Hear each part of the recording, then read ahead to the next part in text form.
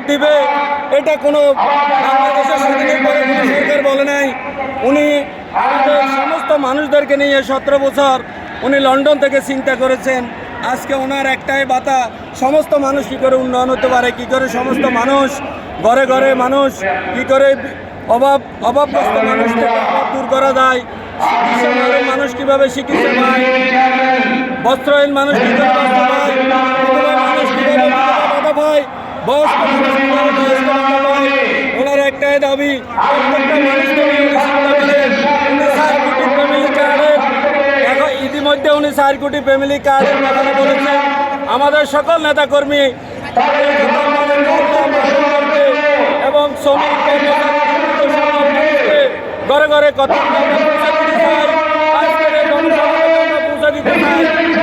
বাংলাদেশের প্রধানমন্ত্রী হয়, সব প্রত্যেকটা মানুষ ফ্যামিলি কার্ড পাবে।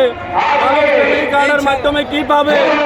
24 থেকে 2500 টাকার অনুদান দিবে।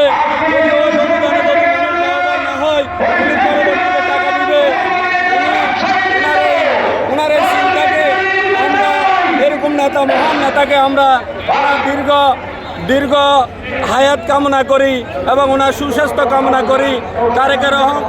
তারেক রহমান জিন্দাবাদ, বাংলাদেশ জিন্দাবাদ।